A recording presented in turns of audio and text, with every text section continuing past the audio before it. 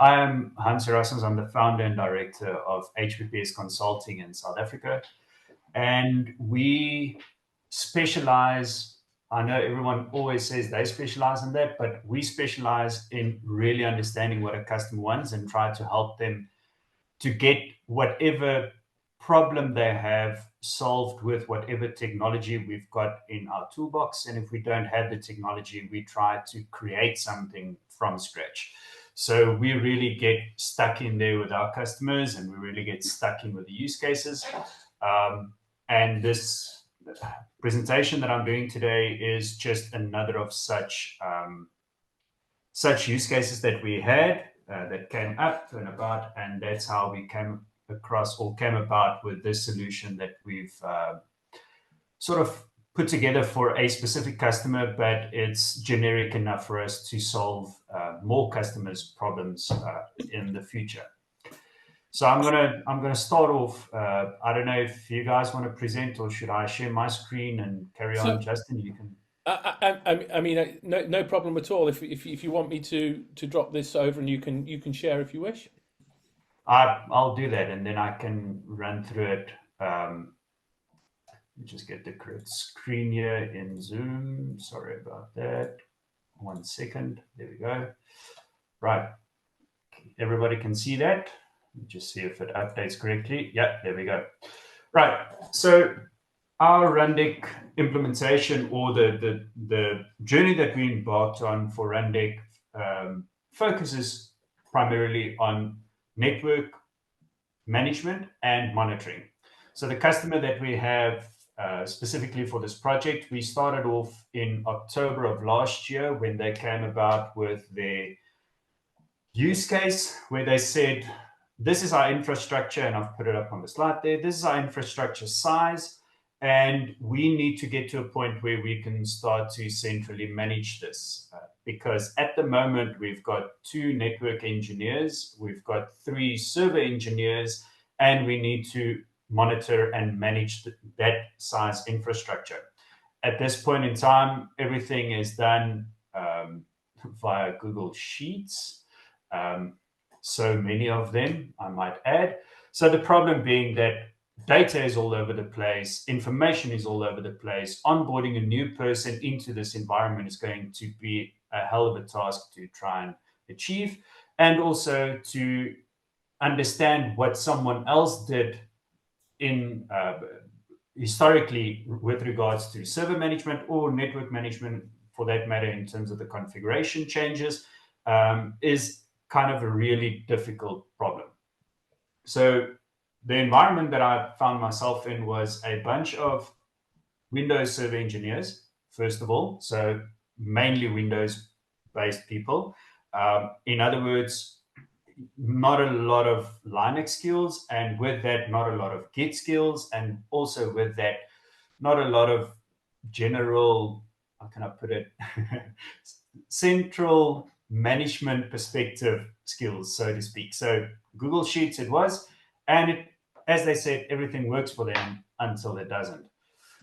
So this was the infrastructure that we needed to manage, and we had to come up with a solution as to how we're going to tackle this beast. It's by no means a small infrastructure, and it's also a mixed environment. So even though it's Windows servers primarily, you've got network gear that consists of Cisco, as well as Huawei, as well as access points of a totally different vendor, and they might move from one to a different one. So we couldn't just go with simple recipes and just duplicate them. We really had to cater for individual sort of corner cases as well. So the resources in our toolbox for this particular project, for IPAM, IP address management, and data center infrastructure management configuration, we opted for NetBox. It's something that we've been familiar with for quite a long time. Configuration management, obviously we wanted to start using source control and version control on this, so we implemented a GitLab environment for them, where both the playbooks for Ansible are stored, as well as the inventory itself that gets pulled from NetBox. The whole idea being, you plan your stuff in your IPAM, and from there we get our list of inventory together with all all of the different variables, all of the different customized fields that we might need. And from there, we can then use Ansible to build us a config at runtime from these variables, and then push this config onto the specific device, albeit a Windows server or a network device or an access point. This particular customer did not opt for our monitoring and log aggregation services. They have a different one altogether, but it didn't bother us that much. This is just part of our whole ecosystem that we've got going. So we use Rundeck for network monitoring, and for log aggregation, we use Graylog, which I'm sure a lot of you are familiar with. The pushing of the configs is obviously the most important part of this whole process. And we started off with Ansible, and we added Semaphore UI to that initially. And I'm saying this so that the people in the meeting knows it. We started off with Semaphore, and it was nice. It sort of did what we wanted to do, but it lacked a couple of things, and I'll get to that in a little bit. And the reason, or those things that it lacked, were exactly the things that Rundeck solved for us. So that's why we took out Semaphore and we implemented Rundeck in its place, and we haven't looked back since. Sales speech done. Anyway, so for us, why do we use open source specifically in HBPS? Well, as I said earlier, we tend to get the cases from people who cannot buy something off the shelf that just works. You know, it's not an Oracle type of thing. It's not a SAP system. The space that we sort of function in tends to have a lot of open source solutions out there, but they still need a little bit of work. So for us, the open source thing helps us a lot, or helps us immensely when we get to the customization part. Especially, we can use different APIs to interact with stuff and build a small piece of middleware that can interact with different APIs, and then end up solving the whole problem for the customer, the whole business process that we need to solve. Price, being in a country where if you have to pay in dollars or euros or whatever the case might be due to exchange rate, that can very quickly become very expensive. So we try to base our stuff on open source, make them pay in a local currency. And for us, that model has worked so far. I know a lot of people frown upon this, but for us, this really works. And it ends up being, in the long run, again, a bit cheaper to the customer than purchasing stuff off the shelf, which you then have to pay for some form of customization or middleware in any case. So we try to incorporate that into the global price. Supportive community, as our experience has been with all of the open source stuff that we tend to use in our different scenarios, is that the community, open source communities, are really supportive of each other. So whether it be Rundeck or Nextcloud or Netbox or whatever the case might be, once you go and ask for advice there, someone has already come across that problem. That's what I normally find, and they are very eager to help. And they'll, it's exactly what the word says, community. So for us, this whole approach has worked rather well so far. The overview process of this particular customer was exactly as I said earlier. Every site that you've got gets designed inside of Netbox. So anybody who comes on board, a new employee coming on board, or a technician that's employed part-time, they can take Netbox and they can have a clear overview of exactly what the site is supposed to look like.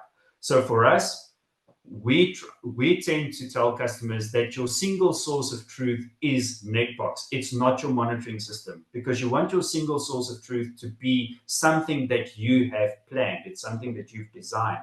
So if you then find something in your monitoring system that is not according to your site design, you know you've got a problem. So single source of truth for us is always the thing that you want it to be. It's always the way that it's supposed to be. So everything gets designed in Netbox. The Netbox inventory is then exported to Ansible readable inventory file, .ini format, and then that inventory is immediately synced to GitLab for version control. So we can immediately see when certain changes were introduced and where possible problems might have incurred. The deployment gets done through Ansible playbooks that are also stored in GitLab. Those playbooks are pulled down to the local Rundeck server, and from there we build the scripts basically that invokes these Ansible playbooks. This is because before we even started with anything like Rundeck or Semaphore, we started off with raw Ansible, and we've actually gone through quite a lot of development in the Ansible space before we introduced any form of web UI. So we thought it would be better to build on that rather than redo everything into plain Rundeck native commands, so to speak. So for us, that's how it started off. We built on those building blocks. But Rundeck is always used to define the tasks, and it calls the underlying Ansible playbooks. And the tasks are executed on nodes and sometimes on a schedule. I'll come to that. Was a very important part for us. I'll come to that in a bit. Then afterwards, once it's deployed, nodes are added to the monitoring server through the same playbooks, and the logs are aggregated into Graylog based on configuration management that we do in the playbooks as well.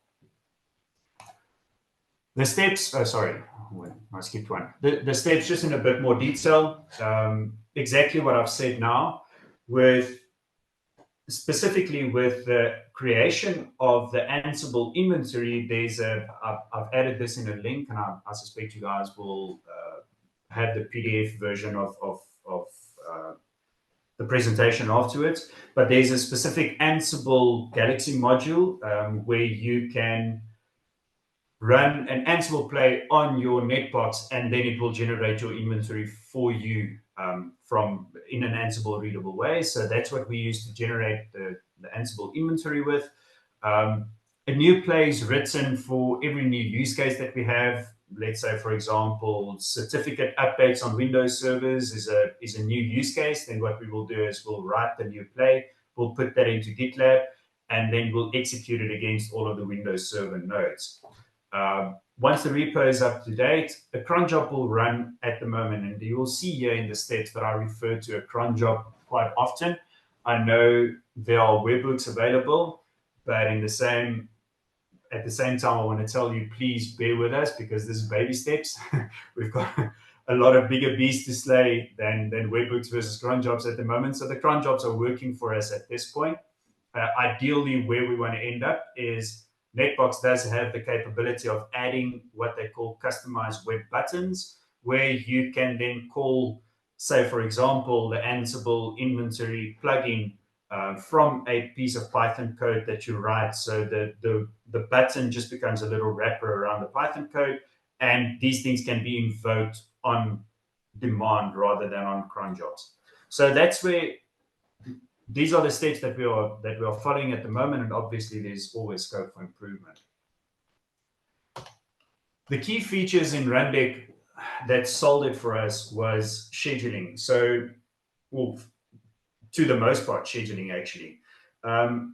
So in South Africa, we have the unfortunate thing that we call load shedding, which is basically a rolling blackout system for our power utility from our governmental power utility. So the government basically switches off our power on a schedule depending on demand and depending on how much capacity they have, etc.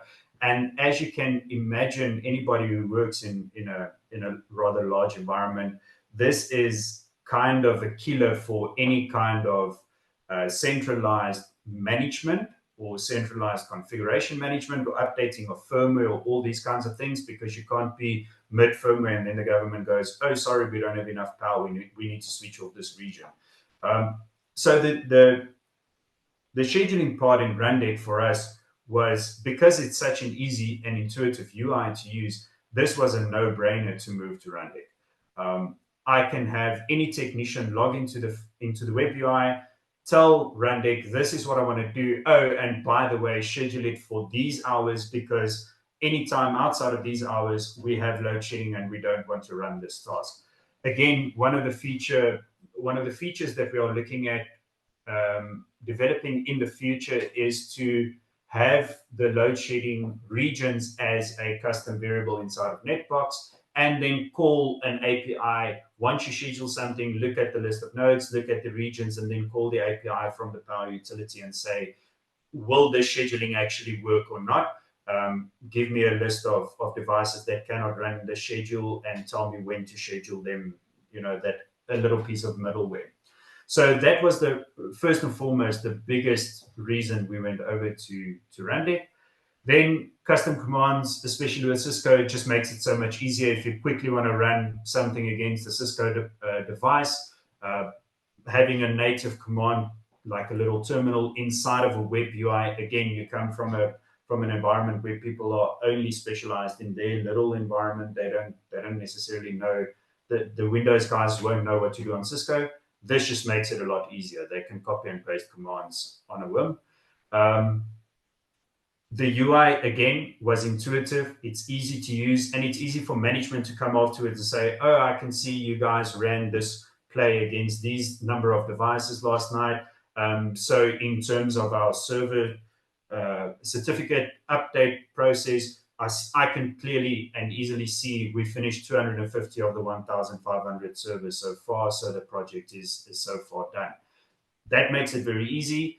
And then, the ease of use just means that you can get the horse to drink as well. You don't only have to take him to the river. You can sort of force him to drink the Kool-Aid as well. The challenges, again, each client is different. So playbooks will be reusable up to a certain point. We know that. The biggest challenge that we always face is resistance to change, because Google Sheets work, until it doesn't. And then one of the biggest challenges that I've had in this particular project was C-level executive bonuses versus purchasing proper software for your technicians to be able to do their job properly. I think a lot of people might have that same problem with this particular customer. That was a huge challenge for us, and one of the reasons, or not one of, basically the main reason that we weren't allowed to purchase a Rundeck Enterprise license, basically. And they know that I'm saying that, so I'm not afraid to say that. I think a lot of us out there, especially in the consulting sphere or the consulting realm, we sit with the same problems over and over again. C-level people want to save a quick buck.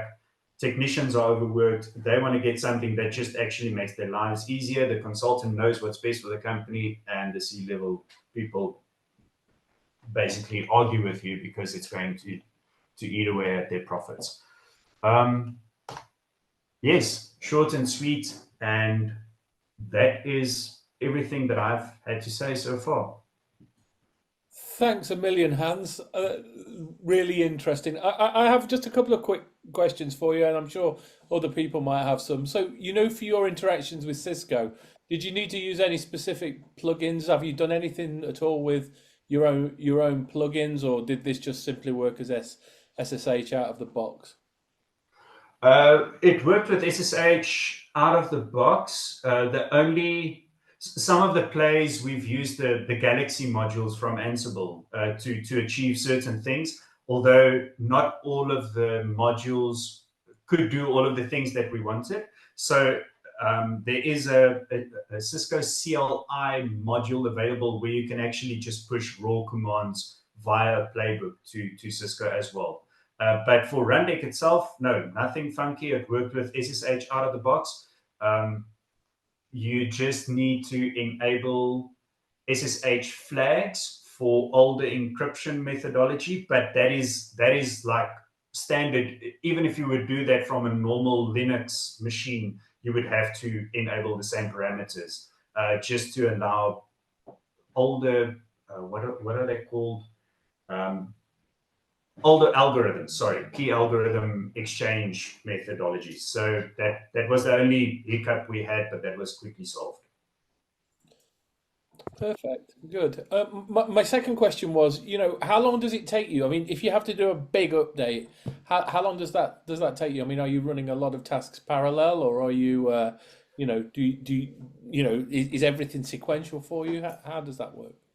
It's a mixture. Again, if we are not bothered by load shedding, we do run a lot of tasks in parallel. Let's start off with that. So I take, especially with like the server certificate updates, which is one of the plays that is fresh in my mind because we did it recently. We would divide.